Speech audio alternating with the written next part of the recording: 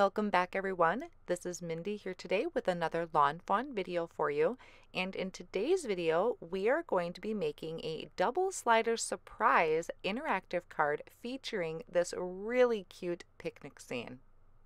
To save a little time, I did go ahead and pre-stamp all of the images that I'll be using. So I stamped them on Lawn Fawn's white cardstock using their jet black ink because it's copic friendly.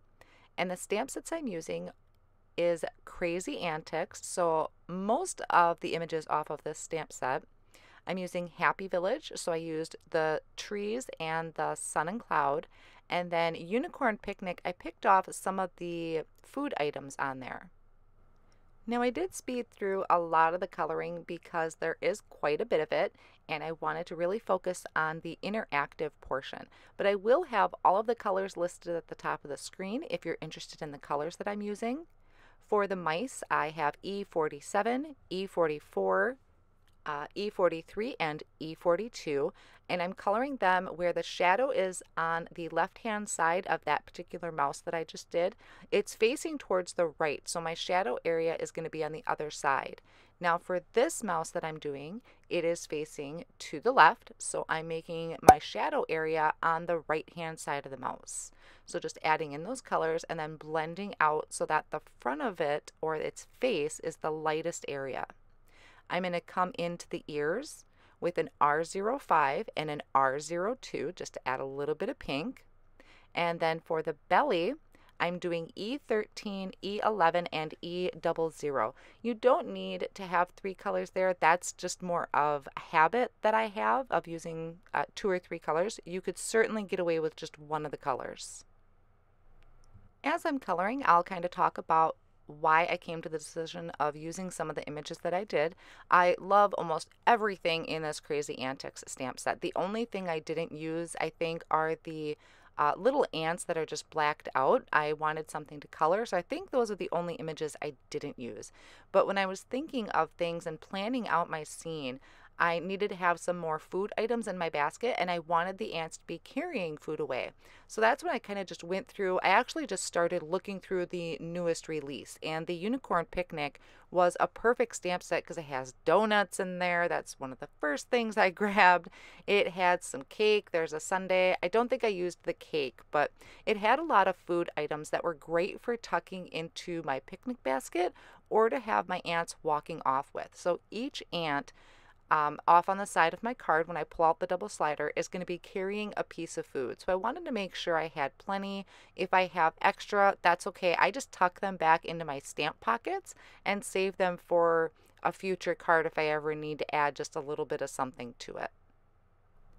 And Happy Village is definitely a staple in my sets when it comes to picking images, because those trees are just the perfect trees to use in any cards that I make. So that's usually always sitting in the front of my stamp baskets, is that Happy Village to stamp out trees. And a good idea, I think I've said previously, is to just stamp a ton of them out. You know, sit in front of the TV, color them up. It doesn't have to be anything fancy. And then you can either die cut them at a later time or just set them off on the side so they're ready. They're always great to add to your backgrounds if you just want to add a little imagery to something and you feel it's a little too plain. So the trees are always just a great item to have, or the clouds. Now, as I'm coloring the food items, these are going to be the only things that I don't have colors listed for at the top of the screen. A lot of them I'm just randomly grabbing from my stash that's sitting on my desk, or colors that I've already used in my card. So you can see I'm really kind of sporadic when I'm coloring the items. I don't just stick to one. I just I have a brown in my hand. What else can I color brown? Or like the pink, what else could I color pink? I just get it all done and over with. And you can see I'm not doing any shading really to these food items. I'm just adding straight color to them. I thought about shading the ice cream cone, but really they're so small and the ants are going to be carrying them that I didn't think it needed any shadow images or shadowing to it. For my tree trunks, I'm going to color them first in an E33, which is going to be my lightest color here. And when I go in to do shading for the tree trunks, I'm literally just going to add a straight line of E37. I'm not going to blend it out. I'm not going to do anything different. I'm just picking one side of the tree and adding a little bit of that shadow to it. And for the tree tops, I'm going to use YG67, YG17, and YG13. I color a couple of them on screen here, and then the rest I'm going to do off screen. And then my last piece to color up is going to be that little sun and cloud. And for the sun, I'm doing Y38, Y19, and Y15. And I think I just brought in like a BG, a really light BG color, I believe, for my cloud. I just really added some light coloring to it. Once those are all done, I will line up the coordinating dies to all of them, hold them in place with some low tack tape, run it through my die cut machine, and then I like to put them in a little bowl or a little basket and set them off on the side while I work on the rest of the card. These are all the pieces I cut using the double slider surprise, and I die cut them all out of Lawn Fawn's white cardstock. So I have the two side panels, the two pieces to make the pocket, and then the track piece.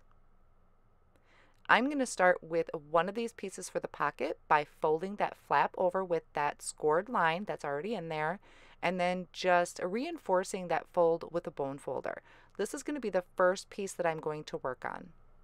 I masked off the bottom portion of this front panel with some blue tape, but I really didn't need to mask that off. After a while, it didn't really matter after I made the card. So now I'm just taking some little pieces of that blue painter's tape and I'm tucking it behind my panel. So the sticky side is facing up. It's going to hold my stencil down to my cardstock. I don't need to put any spray or anything on here because this is just some really quick ink blending that I'm going to do. So I'm starting off with a blending brush and I'm going to use the freshly cut grass inks or ink pad from Lawn Fawn. So starting at the top, and I'm going to blend my way down. I'm going to have two hills here for my scene, and I want the front one to be the lightest, but I do still want it to look a little dimensional. So I'm adding this quick layer of that light colored ink to it. The top portion is the one I want to make sure I have good coverage on. Then I'm going to come in with jalapeño ink. So I'm starting up from the bottom, blending up towards the top, but I'm not going to go all the way up to the top of my hill. I'm going to keep kind of a little line of light color there, so that's kind of my highlight area for my hill, just to give that a little bit of dimension. Then I can carefully peel back my stencil. I'm going to wipe it off so that it's nice and clean. And then I'm going to flip it. And this is going to give me my hill in the background, which I want to make a darker color. So my painter's tape is still holding that in place. And then I'm going to take some Post-it tape and just rip it into some strips, and I'm going to mask off this hill because I don't want to ink blend on top of that. I want to keep that color that I just did. So I'm just masking that off, and I'm going to come in then with the jalapeño ink, which is the last ink I used. So I'm just going to come in with that blending brush, quickly add some color in there, just kind of have that base layer, making sure that the top of that hill is fully covered. And then once that is on there, I'm going to come in with Noble Fur, which is a really nice dark ink. And I'm blending that from the bottom of that masked area up. And once again, making sure I leave kind of a highlight area at the top, so not blending all the way to the top.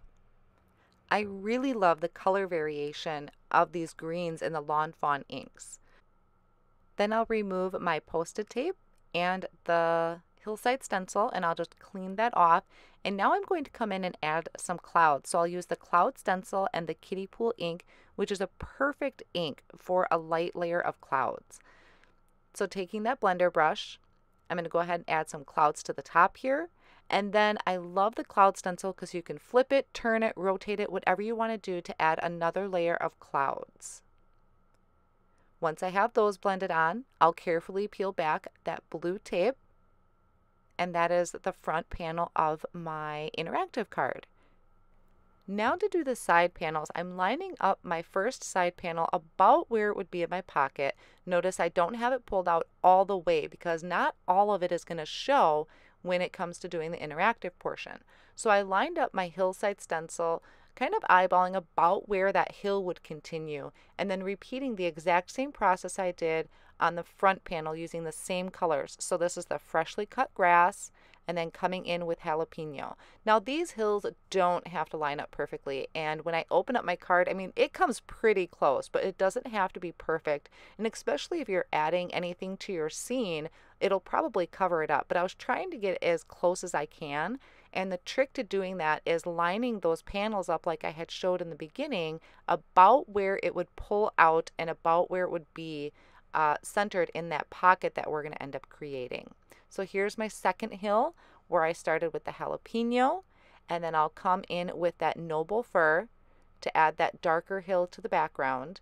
And I'm adding clouds to this as well, but there really wasn't a lot of room from my hill to the top of the panel, so I end up only using one cloud that you'll see here in just a minute.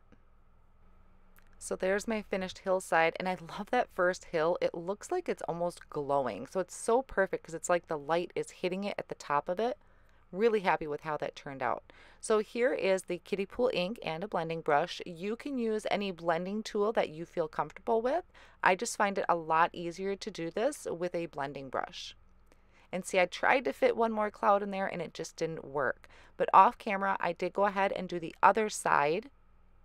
Now we can start preparing our track. So this is the piece we haven't touched yet. I'm adding the Lawn Fawn double-sided tape to the very top and the very bottom of the track on the one side, flip it over, and add that to the top and bottom on the other side. So we have adhesive on both sides of these tracks, top and bottom. Then I'm also adding it to the two flaps. So that was our front panel, and then this is our back panel. Then I didn't fold that one over yet, so I'm just going to crease it along that fold that's already there, and then reinforcing that fold with my bone folder. So here's a look at how our scene is coming along. So I'm really happy with how this is coming out. I was really happy with where the hills were lining up. And now I'm going to start decorating my panels. So I figured out which panel is going on the left and which is on the right. I added the trees down already with liquid glue. I started lining up my ants with the food and then remembered I wanted to add these little ant tracks. So I just lined them up on a clear block and I'm stamping them down. I believe I'm using here, this is a VersaFine black ink. It just happened to be the closest one to my hand when I was stamping, but the jet black ink would work as well too. So I'm stamping them on both sides of my panels. So both of these are going to be very balanced. I'm going to have the same amount of ants and same amount of food, and it just helps balance the card out. And then I can finish adding my food and my ants just using some liquid glue. And off screen, I do the other side as well. And like I said, it's balanced, so it's going to have, just depends where you want your food, what you want the ants to be holding. It's all on preference. So then here's a look at my two completed side panels. Notice I did not go all the way to the edge. Those are going to get covered up when we pull them out. So I wanted to make sure all of my critters were showing. Now I'm taking my front panel and I need to stamp my sentiment on here before I go gluing it to anything. So I'm using the sentiment from the Crazy Antics stamp set. I lined that up with the help of my Misty Corners tool, and I'm stamping the word picnic in chili pepper ink. That's going to match my picnic blanket since I didn't have a lot of red in here. And then I'm adding in the other two smaller sentiments, which are going to be staggered off on the sides. And I just stamped that in the jet black ink. Now for our track, I have a piece cut down to 2¼ inches wide. This is actually a shopping bag. In Kelly's video, she uses poop bags, but you can also use any type of other shopping bag. And I added a piece of the double-sided tape to one end. I'm wrapping that around my track, and then I'm going to peel up the backing of that double-sided tape. And when you're doing this, you don't want this too tight or too loose. So I'm going to pick up the one end and just loosely lay it on top of that double-sided tape and then push down to make sure that's adhered there really well. This is going to be what moves our two panels. Then I'm just going to trim off that excess and just kind of move that along a little bit. Make sure that it is moving along and it's not too tight. And then I have the seam on the very far left edge side, and I'm going to add a piece of that double-sided tape to that end. Once I have that added, I'm going to flip this over and add it to the other side on the other end. So they're opposite ends on each side. So I'm going to flip it back over. This is my front. My score tape is on the left-hand side. I'm going to remove the backing from that, and I'm going to add my first panel. So the panel I'm adding is going to be pulling to the right. So I took that, lined up that right edge, carefully laid it down on top of that double-sided tape, and then just pushed it down to make sure it was adhered together really well. And now for my other panel, this is going to go behind. So I kind of lined up how it was going to face. I want to make sure it's facing the right direction. Peeled off the backing of that double-sided tape. And now we're adhering this face down. So I'm lining up my edge, attaching that to that double-sided tape, and then you'll see I'll flip it over, and when you pull it out, so one is in front and one is in back. Now I pulled it out and pushed it back in just to make sure that it wasn't too loose or too tight. Everything works smoothly. And before I do any scene building on the front, I need to take this tab piece and die cut out those notches so that you can pull out those side panels. So after I did that to both of those pieces, I'm going to remove the backing on one of those flaps, butt that up right next to that flat edge, and then just fold that over. So we're making a little pocket, and this is what our mechanism or our track is going to fit into. Then I'm taking my track, I'm moving those side panels out a little bit, and I'm going to remove the backing of the double-sided tape on the back side of this track piece. So once I remove those, I'm going to line this up in my pocket. So just making sure I have that kind of facing in the right direction. I'm going to nudge that up right into that fold area. Then I can push that down so it's secured really well inside that pocket. Make sure it closes really good. And then once I kind of make sure it's still lined up and moves, I'm going to remove the backing of the double-sided tape that's on the top of my track. I'm also going to remove the backing of it from that flap on the top, and then I can seal this all together. So just like a little pocket. And everything is still moving really well, and I can work on decorating my scene. There are also little pieces that you can die cut from that double slider surprise that puts little tabs that you can attach to your side panels that come out. I really didn't want to put those on top of my scene, so I left those out, and I have the notches on that center panel, so I feel like that would be enough. That's totally optional though, and up to you if you want to add them or not. So now I'm working on just putting the entire scene together, and I'm using a mix of liquid glue and double-sided tape. The double-sided tape or the tape runner, I bring out when it's bigger pieces. And right there, my favorite is that ant that's holding up the picnic basket. I think he looks so cute, and it's just so funny to see him like Mighty Mouse is what it reminds me of. We are in the home stretch of finishing off my card. So I'm starting off with a piece of mermaid cardstock that I had trimmed down. I added foam squares to the back of my interactive piece. That's just going to kind of pop it up a little easier to get the fingers in there to pull out our side panels. I'm adding this using some tape runner, adding this to a piece of white cardstock. I wanted to have a little bit of a border to kind of pop that up, and I do have it cut out of one of the stitched rectangle dies, and then adding that on top of a piece of cardstock that's 4 1/4 by 5 1/2 that I used from the Hello Sunshine pack. So that is my finished card. I haven't made one of these in a long time, so I was really excited to put this together. I love how the scene came out. The hills worked so great. I love the new stencils. So I hope you enjoyed today's video. And if you haven't played with the double slider surprise recently or at all, I hope you give it a try because it's a ton of fun. Thank you so much for joining me today, and I'll see you next time.